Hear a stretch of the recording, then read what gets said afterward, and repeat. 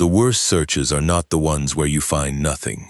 People assume that's the part that stays with you. The empty woods, the bad weather, the hours turning into days while a family waits near the command truck, looking at every face that comes out of the tree line, like it might finally carry the answer.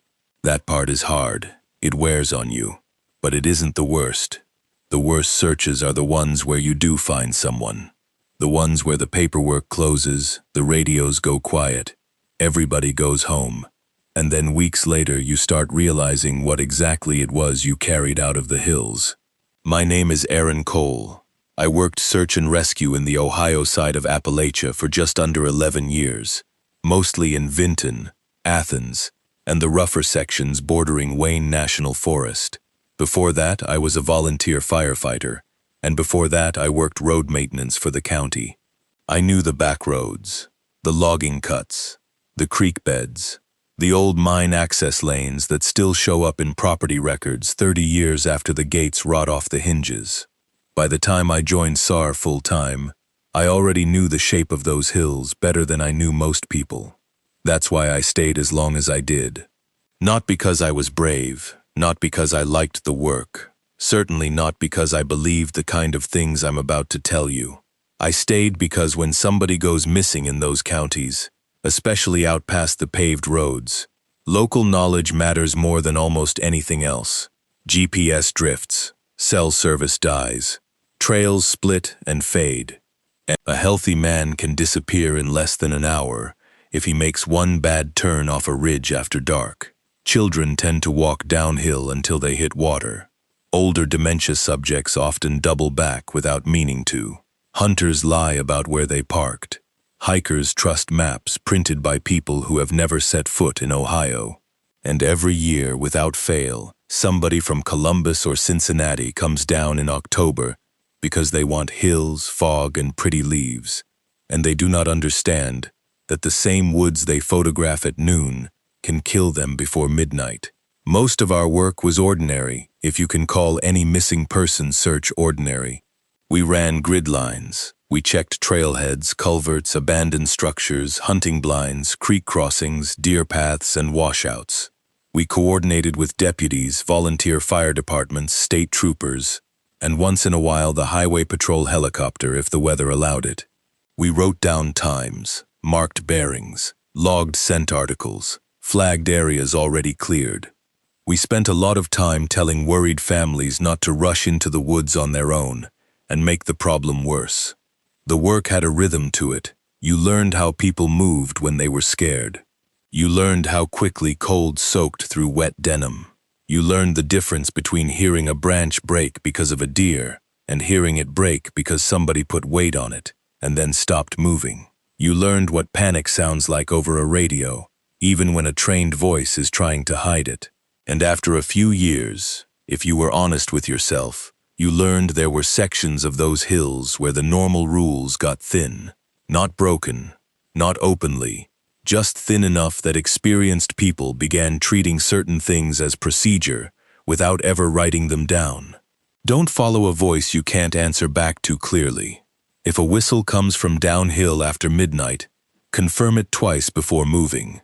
If a lost person is calling from a place that should be more than 20 minutes away, but the sound keeps staying the same distance from you, stop advancing. If you find fresh boot prints crossing your own line in soft mud and nobody on the team admits to making them, mark them, report them, and leave them alone. And if Denny Sorrell, who had forgotten more about those hills than most of us ever knew, told you not to push a sector after dark, you didn't push it. Denny never called those things rules. He hated dramatic language, said it turned practical men stupid. He was in his late 50s when I met him, built narrow and hard like old fence wire, with a nicotine cough and the kind of eyes that could sweep a tree line and pick out one misplaced color in half a second. He'd worked forestry in his 20s, then game enforcement, then county emergency management, when the funding still existed for that to mean something. When he talked, people listened, partly because he was usually right, and partly because he didn't waste words. He trained me on my first winter search in Zaleski. He taught me how to look for broken spider webs across game trails, how to smell turned mud near creek banks, how to read a hillside by what kind of brush grew on it.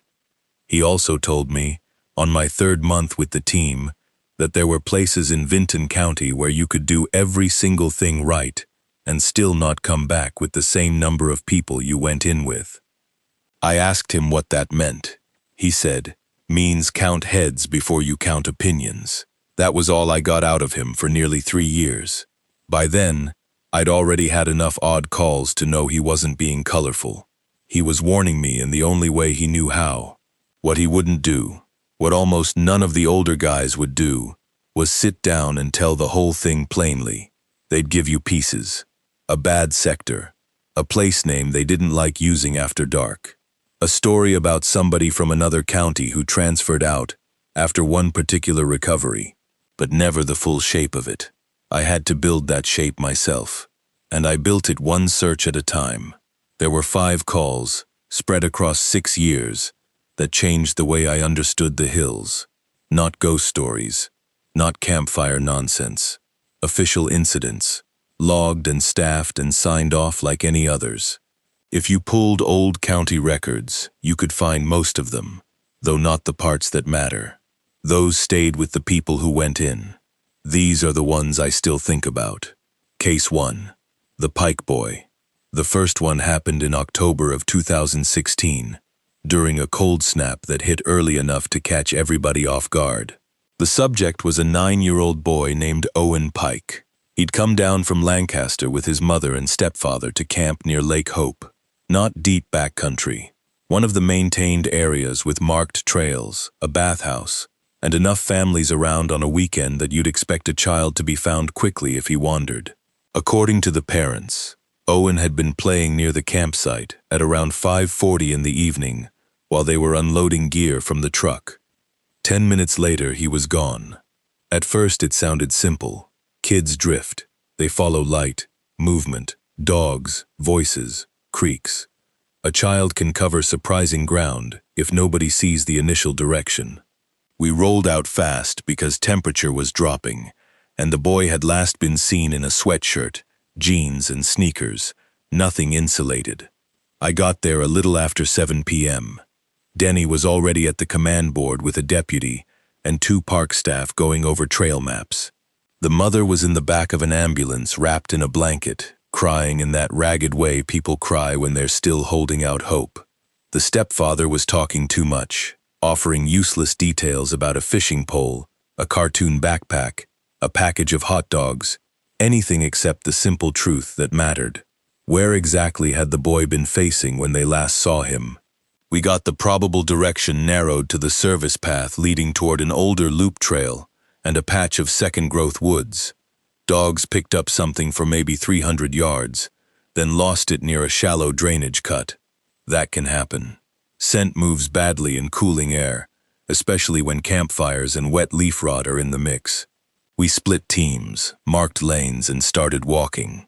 The first 2 hours were normal search work. We found small shoe impressions twice in leaf litter, but nothing conclusive. We located a dropped juice box that the mother later identified as his. One volunteer heard what he thought was a child coughing near a stand of hemlocks, but when his team closed on it, they found nothing except a depression in the leaves, like someone had been sitting there recently. By 10:15 p.m., the temperature was pushing toward freezing. Everybody's sense of urgency sharpened. At 10:32, I heard Owen for the first time. Not saw, heard. A boy's voice, thin and wavering, somewhere downslope to my left. "Mom?" Then, after a pause, "I'm over here." It came clear enough that I answered instinctively before I even keyed my radio. "Search team, call again." No response. I signaled the 2 volunteers with me, Tammy Ruiz and Brian Hall, to hold where they were. Then I radioed command and reported possible voice contact, Sector C4, moving downslope 10 yards at a time. That was when Denny cut in. "Aaron, do not go directly to the voice. Confirm from second position." There was just enough static on his transmission to make it sound flatter than usual, but the message was clear. I did what he said. I moved 20 yards to the right, climbed over a fallen trunk, and listened again. For a minute there was nothing but wind rubbing dead leaves together. Then the voice came again. Same volume, same distance. "Mom?" That was the first thing that put ice in my stomach. Not that we'd heard the boy. That happened. The problem was that I had changed position enough that the sound should have shifted. Voices in the woods bounce, but not like that. If the source is real and you move laterally, even a little, your sense of direction changes. This didn't. It still sounded like it was straight ahead of me, down a dark slope that ran toward a creek bed and a stand of older trees. Tammy looked at me and mouthed, "Same?" I nodded. Brian whispered, "Kids moving?" Maybe. That was the reasonable explanation. Except a cold, lost 9-year-old who had enough breath to call out would usually answer when someone called back. He wouldn't keep using the same word in the same frightened tone, spaced almost perfectly apart. I radioed again. Denny asked one question. "Do you have visual?" "No." "Then hold. That should have been that. It should have been an order. But when a child is out freezing in the dark, holding still feels like cowardice." I could see Tammy struggling with that. Brian too. We all knew every minute mattered. Then the voice came again, and this time it was closer. Not much, just enough to feel wrong. "I'm over here." Tammy took one step downhill before I put a hand out and stopped her. At that exact moment, from farther off to the north, another team called over radio that they had a probable visual on reflective material near an old picnic spur. The voice in front of us stopped immediately. No trailing sound, no movement, no rustle. It just ceased, like a radio being switched off. We shifted north and linked with the other team near a patch of multiflora rows. What they had seen wasn't reflective gear. It was the foil inside a torn snack wrapper caught on a branch. But about 60 yards beyond that, curled in the roots of a tipped-over beech tree, we found Owen Pike. He was alive, hypothermic, shivering hard, barely responsive, but alive. He had no obvious injuries, just scratches on the hands and cheeks. He was missing one shoe. When I asked if he could tell us where he'd been, he stared past me and said, very softly, "The boy kept telling me to go lower." I thought I had misheard him. "What boy?"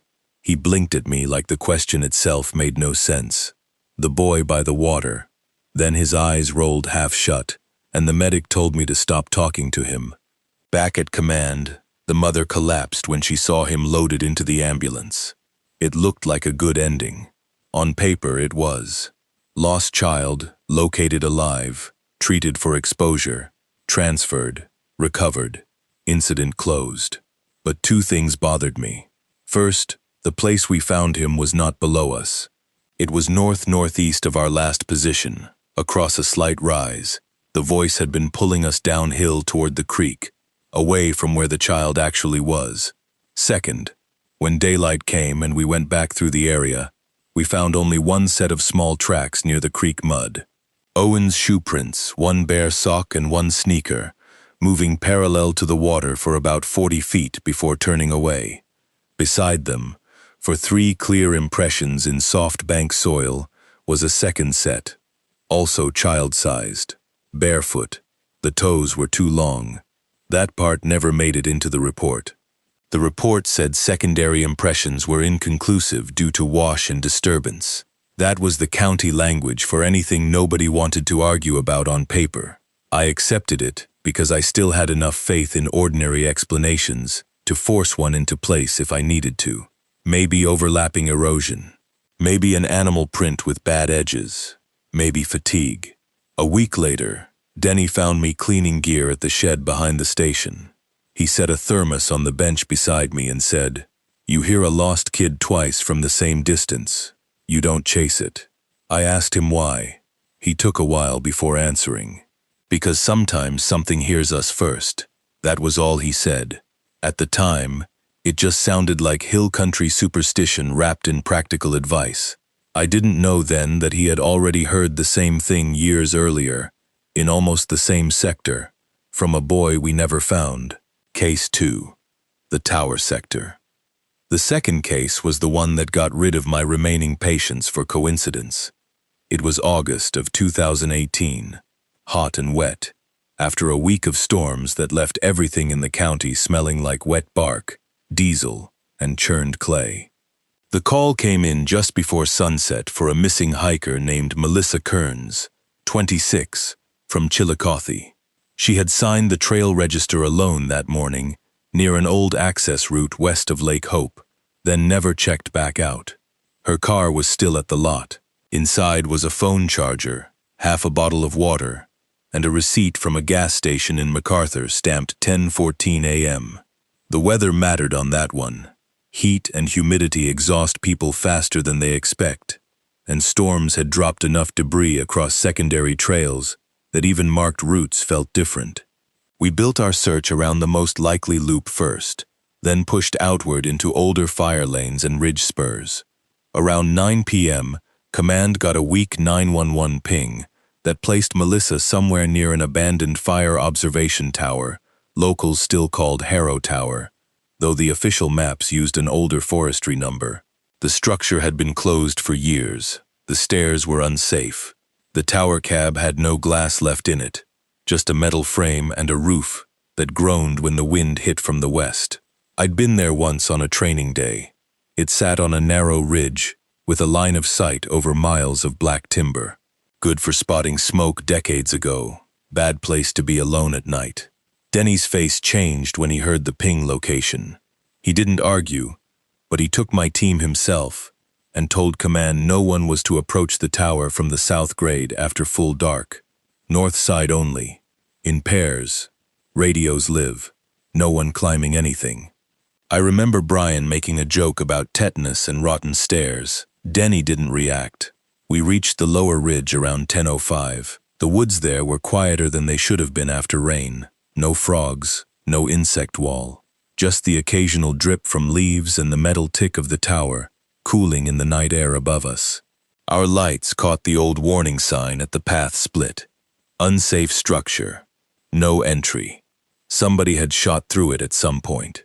The holes were rust-ringed and old. We found Melissa's first clear sign, 20 yards up the northern approach. A red bandana tied around a mountain laurel branch at shoulder height. Not dropped, tied deliberately. Another 30 yards up was a second one. She was marking her path. That was smart. And it told us she'd probably still been thinking clearly when she came through. Missing subjects in panic usually don't leave neat trail indicators. We called her name. No answer. At 10:19, Tammy reported finding fresh scrape marks on the metal lower supports of the tower, like somebody had grabbed and slid against them. We converged there and saw what she meant. A patch of reddish-brown on one brace. Not much. Maybe from a palm or forearm. Denny leaned in, shined his light once, and stepped back. "Do not climb," he said. Nobody had suggested it, but the way he said it shut down the thought anyway. Then my radio crackled. Not the usual burst of static from bad terrain. A voice. Low, breathless, female. "I can see your lights." Every person on my team froze. I looked at my handset to make sure I hadn't accidentally sat on the mic. The transmission indicator was dead. No team ID had preceded the voice. No click out afterward. Then, again, a little clearer. "Please don't go," Tammy whispered. "That her?" Denny held up one finger for silence and keyed command. He asked if they had patch through or cell relay. Negative. Nobody else had transmitted. The voice came a third time, but now it sounded like it was above us. Not from the radio. Not loud. Just carried strangely, as if the tower itself had spoken. "I can see your lights." Brian swung his beam upward. The old stairs corkscrewed around the frame in broken sections, black with age and wet from the storm. Halfway up, something pale seemed to move between the slats. He took one step forward. Denny physically shoved him back, hard enough that Brian almost went down. "Eyes down," Denny snapped. "Find the ground." She marked her way. "Work the ground." That snapped us out of whatever we'd been starting to do. We spread at the base, lights low, looking for prints, cloth, drag marks, anything real. I found the phone first. It was in wet grass 6 feet from the tower footings, face down, mud in the charging port, screen spiderwebbed, but still faintly lit. Melissa Kearns, battery at 3%. No active call, no unsent text. Last attempted 911 at 8:57 p.m. The timing did not match what we'd just heard. Tammy found her pack another 15 yards downslope, unzipped, one strap torn, water bottle inside, small first aid kit untouched. She hadn't been planning to settle in. Then Brian, still rattled, called us over to a section of flattened sedge beyond a clump of saplings. Melissa was there, not up the tower, not hidden, just lying on her side in the grass like she had tried to make herself small. Alive, conscious, badly dehydrated, left ankle swollen, clothes damp and streaked with clay. She flinched when our lights hit her face and started crying without sound. I knelt beside her, identified myself, and asked if she could tell me whether she'd fallen. She grabbed my sleeve so hard I felt her nails through the fabric. "There's someone up there," she said. I looked toward the tower before I could stop myself. Nothing. "You saw someone?" "I heard me," she said. I heard my own voice. That took a second to process. She swallowed, wincing. "I thought there were people at the top. I thought they were looking for me.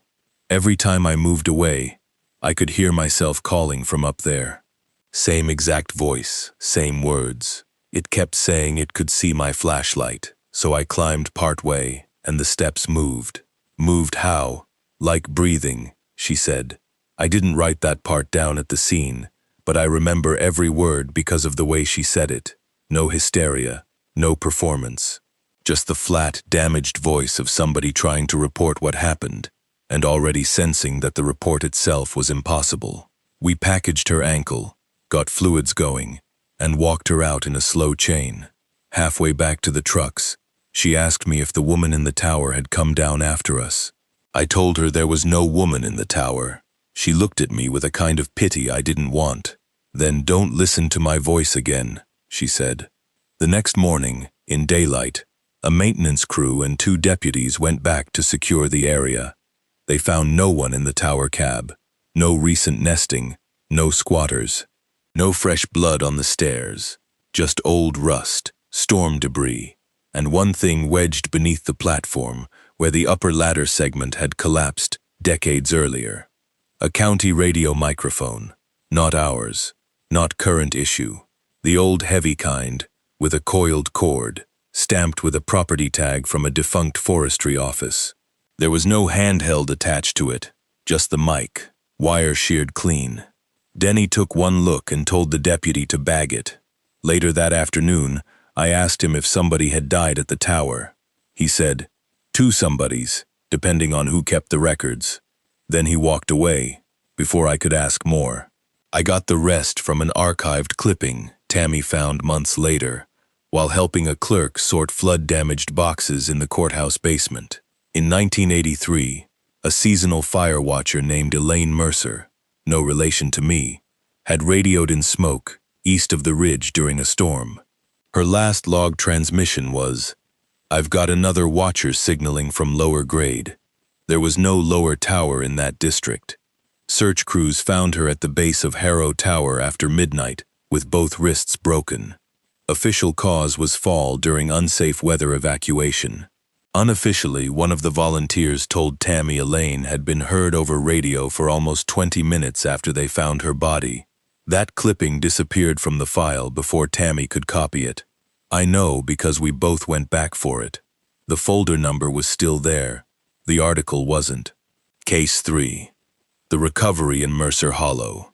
By the time the 3rd case happened, I had stopped needing Denny to tell me when a search had slid sideways. You can feel it. There's a point where a team stops moving, like people following a plan, and starts moving like people inside somebody else's pattern. The radios get too quiet. Everybody listens too hard. Little procedural errors begin to stack up. Bearings repeated wrong. Flags spaced badly. Someone swears they cleared ground they haven't touched. It's subtle until it isn't. The call in Mercer Hollow was November of 2019. The subject was a 58-year-old man named Calvin Reese, local, diabetic, last seen leaving his brother's property after an argument. Those searches are ugly from the start because family gives you emotional information, not movement information. Everybody has a theory. Nobody agrees on the last reliable sighting. By the time we got dispatched, it was already raining, and the brother had sent 2 cousins into the woods on their own, which meant we had to worry about multiple people at once. Mercer Hollow isn't on most tourist maps. It's one of those low, folded places west of the more photographed routes, with old mining cuts, creek scars, and a scatter of houses that look like they were set down and forgotten 30 years apart. The hollow narrows in stages. Sound does strange things there, even on good days. A truck on the road can seem close enough to touch, and then vanish completely for half a mile. We started near the Reese property and followed likely routes toward the creek, because Calvin had a history of walking off when he was angry, and cooling down, according to the brother. At 8:40 p.m., we found his cap on a fence post. At 9:12, we found insulin syringes in a jacket pocket hanging from a branch by the water. That should have made the next part straightforward. A tired, wet, medically vulnerable man traveling along a creek at night leaves signs. Instead, we got 3 sign trails that contradicted each other. One set of boot marks went downstream and simply ended on gravel. Another crossed the creek to a game path and led to a patch of pawed leaves with no body. And the third, this was the one I hated, appeared behind our team after we had already worked the bank, as if someone had laid fresh tracks into the mud while we were busy looking ahead. Brian noticed them first and called me over. Size 11 work boots, heel wear on the outer edge, matching Calvin's brother's description. Deep enough to be recent. They came out of a stand of cane we had visually checked, less than 10 minutes earlier, and headed straight toward an old concrete foundation from a structure long gone. I didn't like it, but I followed because the prints were real. They took us to the foundation and stopped at the slab. No scuff, no turn, no stride break. Just stopped. Tammy said, "He jumped?" There was nowhere to jump to. The slab was boxed by bramble on 3 sides and open on the 4th. No continuation. No drag. Nothing. Then, from beyond the foundation, somewhere in the trees, a man's voice called out, "I'm here." Not loud, calm. That was almost worse. People in pain yell. They cough. They repeat. This sounded like somebody answering a door. Brian turned toward it automatically. I said, "Hold. Calvin. Call again." The same voice, same tone. "I'm here." Denny came over radio immediately. I had not transmitted yet. "Aaron," he said. "What direction?" I told him, "East-northeast, beyond the slab." He said, "Do not cross the concrete." That was specific enough to hit me in the chest. I asked why. He didn't answer the question. "Back your team off 10 yards and mark your current position." We did. The moment we stepped back from the foundation, the voice changed location.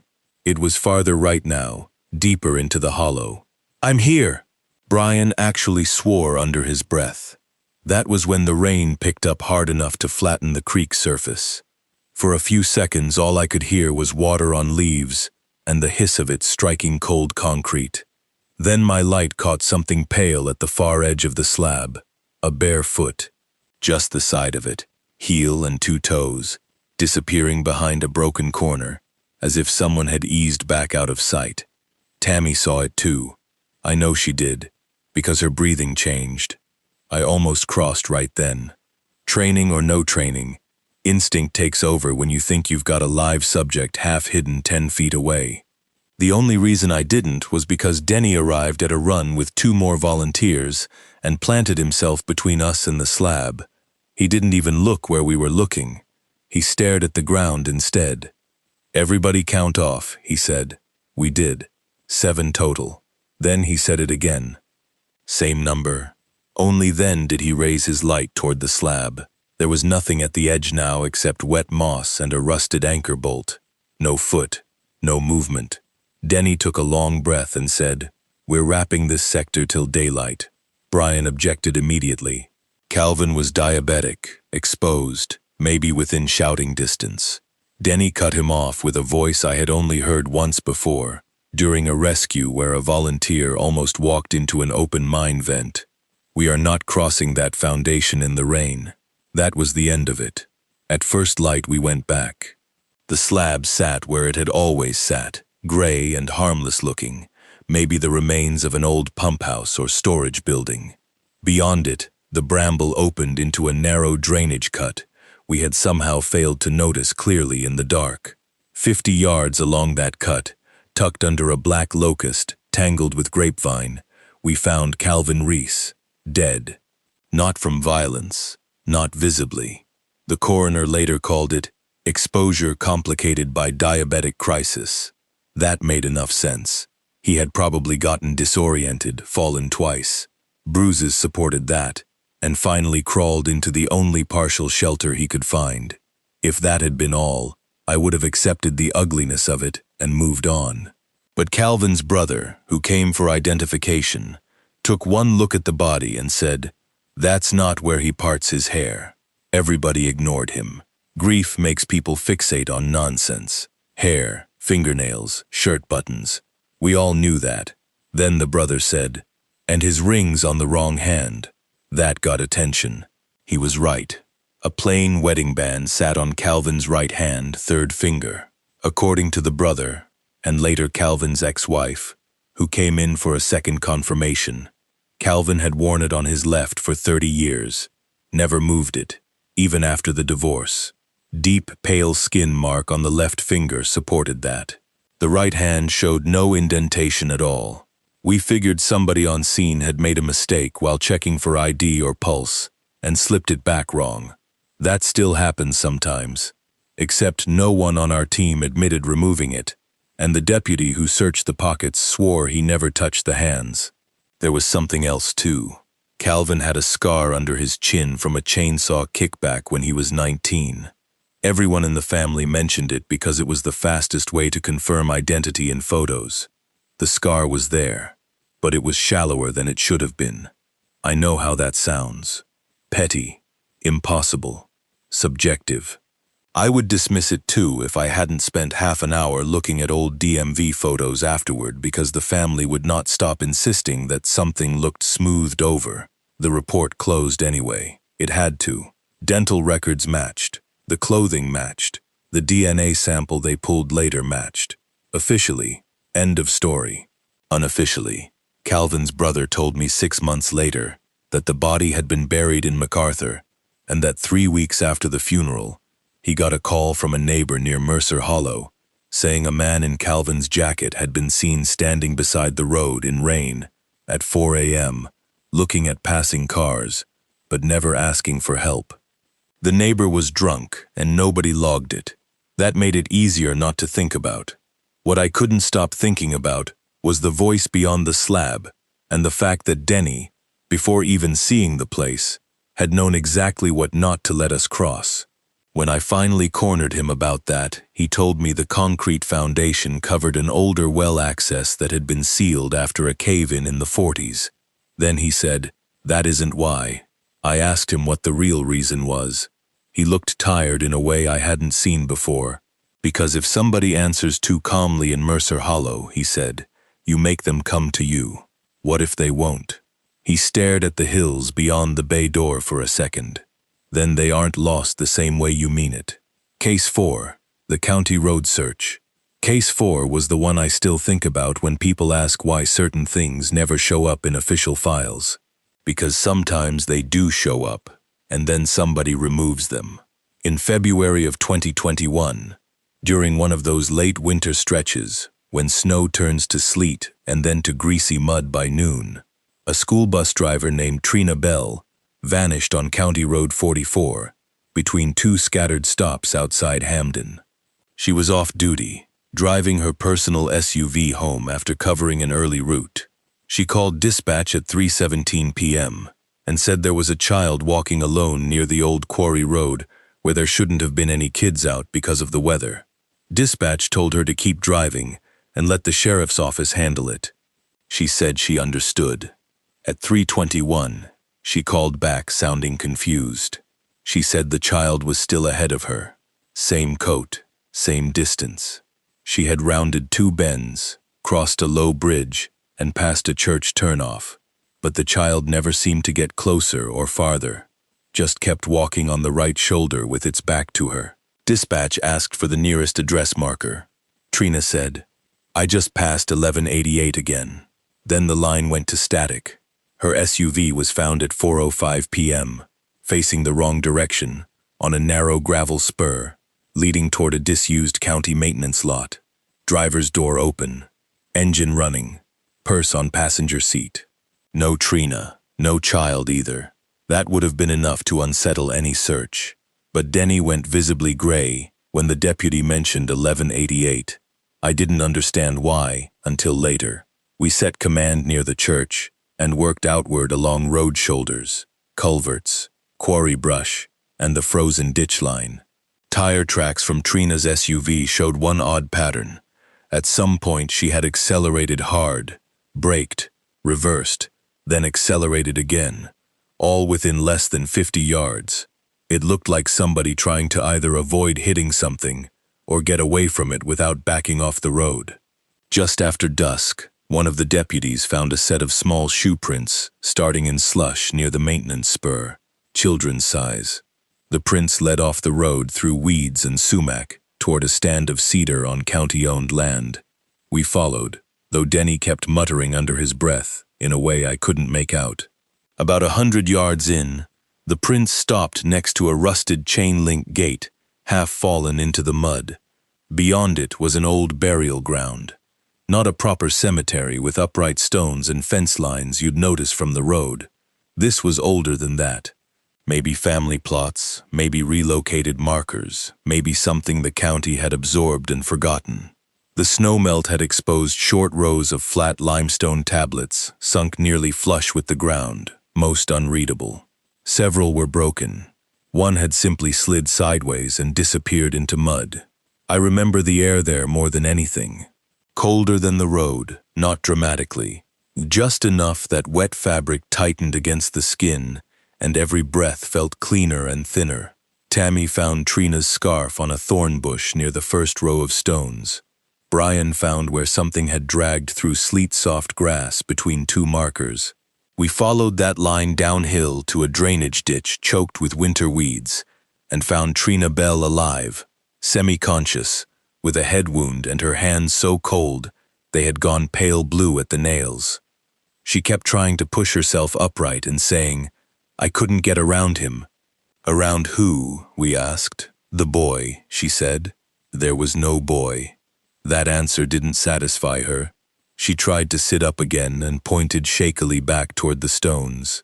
He kept changing coats. We got her out fast because weather was turning worse, and she had probable concussion. The doctor later said she'd likely crawled or rolled partway into the ditch after falling.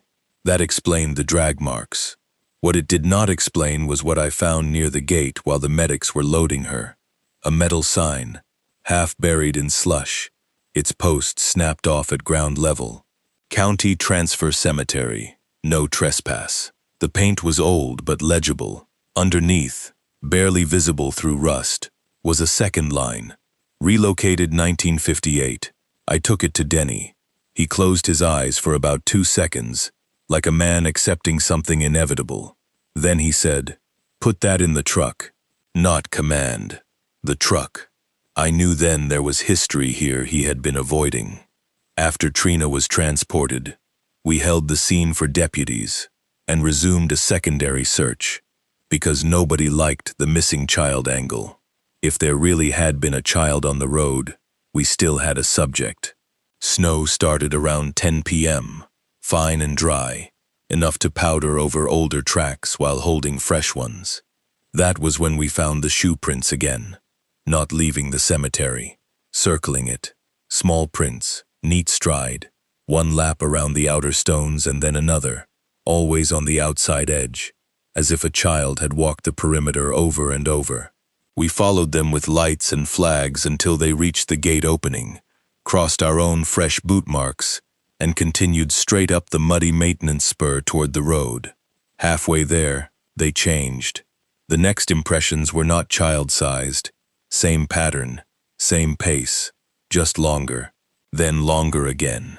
By the time they reached the road shoulder, they were adult prints in what looked like bare feet, sharply defined in the snow dust on top of mud. And from the road, they continued another 50 yards before stopping beside Trina's idling SUV, not turning away, not fading, just stopping at the open driver's door. I never told her that. The following week, once she was stable enough for a statement, the sheriff's office took another interview. I wasn't supposed to hear it, but the recording got played in the command room later, when only staff were around. Trina said she first saw the child near 1188 wearing a yellow raincoat, hood up, though it wasn't raining yet. She slowed and rolled down her window to ask if he needed help. The child never turned. She drove on.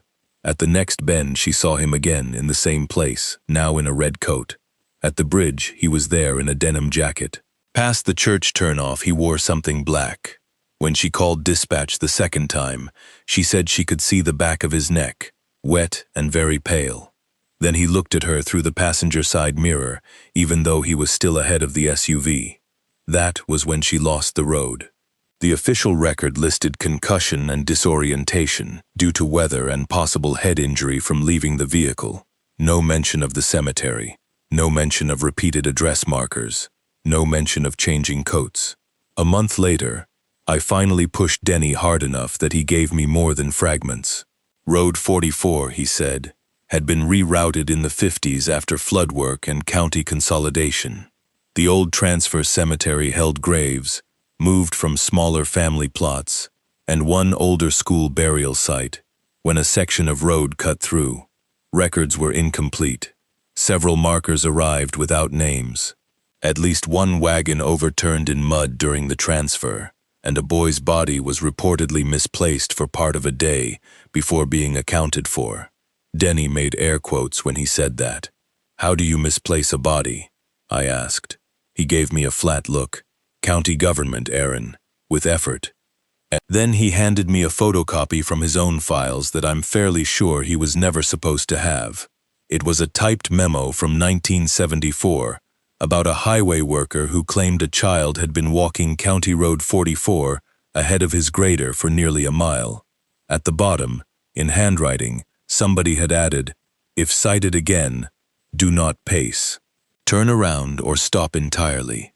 Do not attempt pickup alone. No author, no letterhead. Just a note somebody thought mattered enough to keep." That was the first time I started wondering if the older men on our team hadn't simply accumulated superstition over time. Maybe they were inheriting instructions. Case 5. Denny's last search. Denny retired in April of 2022, officially. In practice, he kept showing up for training days, equipment audits, and any call that involved rough terrain or bad weather. He said retirement just meant he was no longer getting insulted by a county paycheck. Nobody argued because the truth was simple. When Denny was present, people came back more often. He had gotten thinner that year. His cough was worse.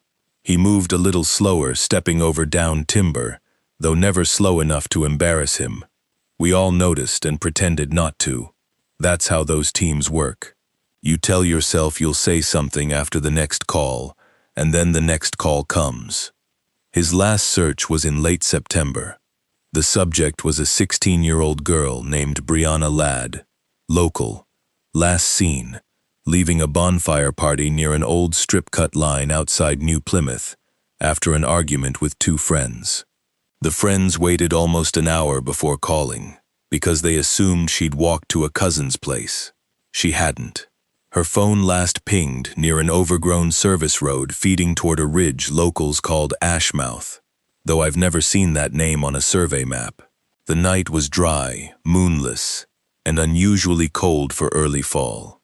Command staged on a disused logging turnout. We had deputies, 2 canine teams, and about a dozen trained volunteers. Brianna's scent trail initially tracked east along the service road, then broke hard downhill, into timber too dense for any sensible shortcut. That alone wasn't impossible. Teenagers make bad choices in the dark all the time. But one of the dogs refused the line twice, whining and circling back toward the road despite obvious interest. Denny heard that and said, "We're not chasing scent alone down there." He took me, Tammy, and one deputy named Rich Beeler on a contour approach instead, cutting across the ridge to intercept from above if the girl was still moving. About 40 minutes in, we found her phone, placed upright against a rock, not dropped, not thrown, screen facing the trail, flashlight mode on, battery dead. A little farther on, we found one of her earrings hanging from briars at head height, then a sneaker print, then another. Standard teenage canvas shoe, clear heel star pattern. She was ahead of us, and moving fast at some point. The line led toward a narrow saddle, where the trees thinned, and the ground changed from leaf rot to exposed shale. That was where Denny stopped so abruptly, Rich almost walked into him. In the middle of the saddle stood a wooden post I had never seen before, fresh cut, 4 feet tall, plain as a fence stake. Nailed to it was a rectangle of tin painted white. On the tin, in black block letters, were 3 words: "Do not answer." No one spoke for a moment. Rich finally said, "Who the hell put that there?" Denny walked up close enough to inspect it without touching. His face had gone older in the space of a few seconds. Then, very quietly, he said, "We're late." I asked him what he meant. He didn't answer. He just turned and told Tammy to relay to command that no one was to enter the Ashmouth drainage from below, under any circumstances, and that all teams were to maintain voice contact every 30 seconds. Rich asked if we had probable foul play. He was thinking kidnapper, prank, local meth cook, something human. Denny said, "I hope so." That was the only time I ever heard him say something like that. We moved through the saddle and into the drainage beyond, where the terrain dropped in wet shelves through hemlock and laurel. The air smelled mineral heavy, like cold stone and old water. Every noise traveled badly. You could hear your own steps too clearly, and everyone else's not enough. At 11:14 p.m., Brianna called out. No mistaking it. Young female voice, strained and breathless. "I'm down here," Tammy answered immediately before any of us could stop her. "Brianna, stay where you are." Denny rounded on her with a look that made her physically recoil. But the answer had already gone out into the dark. Below us, a second voice called back. Also Brianna, also strained. But this one said, "Don't. There are moments when fear is not an emotion yet. It's just a measurable physical event. Skin tightening, mouth going dry, hearing narrowing. That was one of them." Rich whispered, "Jesus Christ." Denny keyed command and ordered every team to confirm whether they had voice contact with the subject. Negative from all sectors. Only us. Then the first Brianna shouted again, farther downslope now. "Please hurry." And from off to our right, no more than 20 yards away, the other voice said in almost the same tone, "Please don't." We turned lights both directions. Nothing visible beyond rock, laurel, and black tree trunks. Denny made the decision fast. "Nobody follows the left voice," he said. "Aaron, with me. Tammy, Rich, hold position and do not answer anything unless it gives full name, date of birth, and something only family would know." That sounded absurd in the moment, but procedure is sometimes just a way to keep panic occupied. Denny and I moved toward the right-hand voice instead, contouring carefully over slick stone. The calls stopped as soon as we committed. After that, we had only physical sign, a smear on bark at knee height, maybe fabric dye, and one partial shoe print in mud near a seep spring. Then, very faintly, I heard radio static, not ours. The old open band hiss of something trying to catch a signal where none existed. Denny heard it too. He closed his eyes for a second and said, "Not much time." "For what?" He didn't answer. We crossed a shallow rock shelf and entered a pocket in the hillside where the trees opened around the remains of a collapsed shack. Maybe an old survey shelter, maybe hunting camp, maybe nothing important. The roof had gone in years ago. What remained were 2 walls, a stovepipe, and a scatter of weather-silvered boards. Brianna was sitting inside, alive, knees tucked to chest, arms wrapped around them, face streaked with dirt and tears. Her left cheek was swollen. When our lights hit her, she did not react with relief, the way lost subjects usually do. She looked furious. "What took you so long?" she asked. I almost laughed from sheer relief. Then I noticed she was looking past us, over our shoulders into the trees. Denny crouched without getting too close. "Brianna, can you stand?" She nodded. "Good. Stand up and come here." She didn't move. "It keeps doing your voices," she said. I turned before I meant to. Out beyond the broken wall, somewhere in the dark, I heard Tammy call my name. Then Rich. Then, unmistakably, my own voice saying, "This way." The sound came from 3 different directions, in less than 2 seconds. Denny grabbed the back of my vest so hard it jerked me off balance. "Don't answer," he said. Brianna stood abruptly and stumbled toward us. The moment she crossed the threshold of the shack, the radio static surged into a burst so loud I thought somebody had keyed up in my ear. Then a woman's voice cut through it. Not Brianna, not Tammy. A voice I had never heard but somehow recognized anyway. "Count them before you leave." Denny went completely still. I felt his hand tighten once on my vest, then release. "Aaron," he said, and for the first time since I'd known him, he sounded afraid. "Get her uphill now," I said. "What about now?" So I moved. Training overrides confusion. I took Brianna by the arm and started hauling her up toward Tammy and Rich's last known position. She kept glancing behind us. Twice she tried to say something. Twice I cut her off, because the woods had started answering with fragments of our own movement. Someone stepping when we stepped, brushing brush when we brushed it, always just outside the light. We reached Tammy and Rich within maybe 3 minutes. It felt like 20. Tammy saw Denny wasn't with us, and said his name once, sharp and high. From below, Denny answered, "Keep going." Relief hit me for about half a second, until I realized his voice had come from farther downslope than the shack. Rich must have realized the same thing, because he swore and started to turn back. I stopped him. We all listened. Again. "Keep going." Same voice. Same calm. Too calm. I made the hardest call of my career in the next 10 seconds. I ordered us uphill with the live subject, Rich argued. Tammy looked like she might hit me. Brianna started crying again and saying she didn't want to hear the voices. I dragged us all into motion, because if I let the team split, I was going to lose more than one person. We reached command at 12:06 a.m. with Brianna, alive, mild hypothermia, sprained wrist, facial bruising, no major trauma. She told medics that after leaving the bonfire, she'd heard her older sister calling from downhill, even though her sister lived in Logan and was home that night. She followed the voice until the road was gone, then lost her phone and spent hours hearing search teams that never arrived.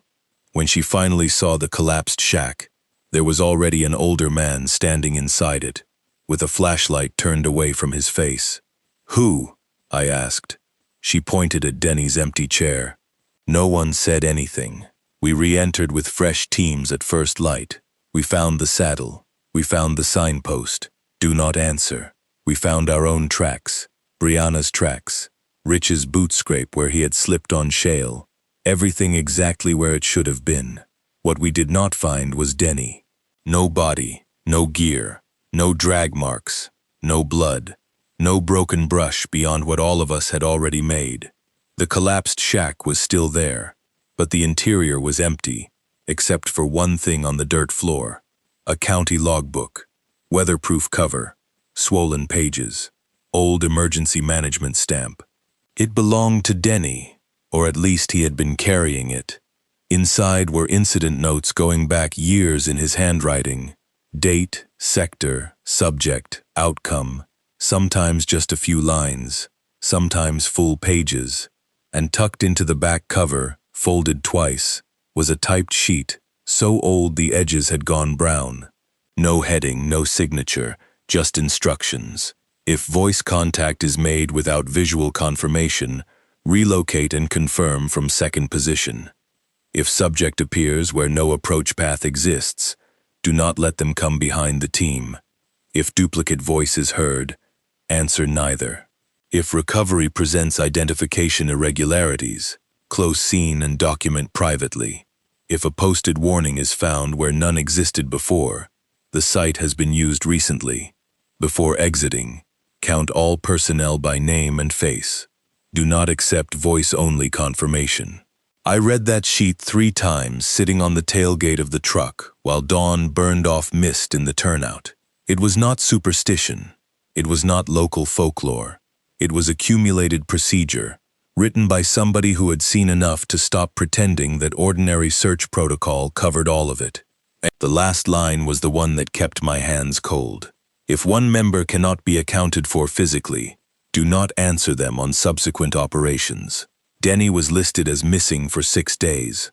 Then the county changed his status to presumed deceased due to terrain exposure and accident-related disappearance during rescue operations. No body recovered. That should have been the end. It wasn't. 2 months later, on a stormy evening in November, I was helping restock medical bags at the station when the old wall radio in the equipment room crackled to life on a frequency nobody used anymore. Not dispatch, not state. Some dead analog channel that mostly carried static when it carried anything at all. I heard breathing first, then tapping, metal on metal, in a slow 3 count, and then Denny's voice, calm, as if he were checking a map in daylight. "Aaron," he said, "count them before you leave." I did not answer. The radio kept hissing for maybe 10 more seconds, then went silent. I went into the bay and counted every person in the building by face. 3 months after that, Tammy transferred counties. Brian quit volunteer response altogether. Rich refused to discuss Ashmouth with anyone, even drunk.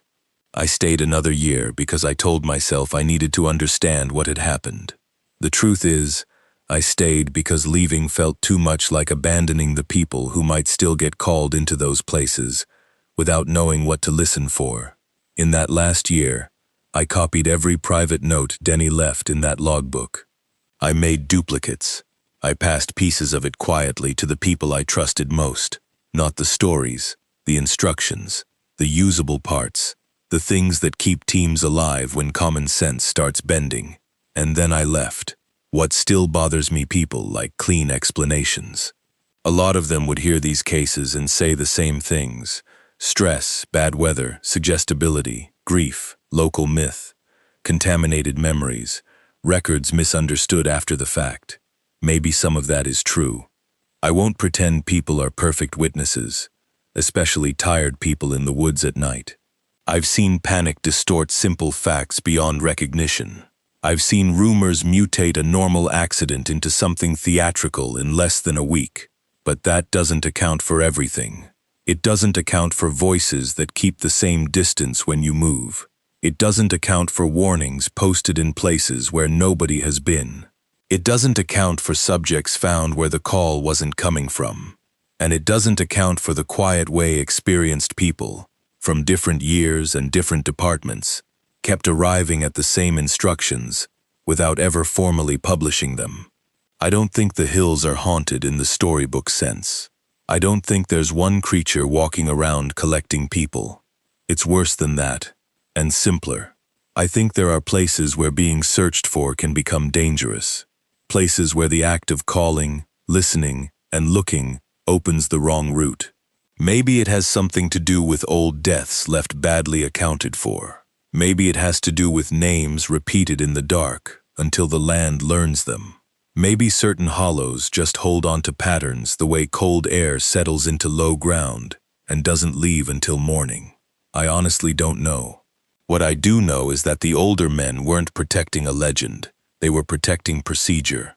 And if you ever get lost in the Ohio hills after dark, and you hear help calling from below you in your own voice, or your mother's, or somebody you know should not be there, do the practical thing.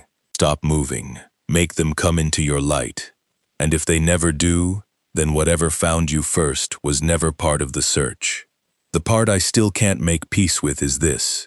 Every one of those instructions exists because someone learned them too late. And some nights, when the weather changes and the house settles just wrong, I think about Denny's last transmission and the line in that old typed sheet about not accepting voice-only confirmation. Because once you've worked enough searches, you understand something most people don't. A voice in the dark is not proof of life. Sometimes it's only proof that something knows your name.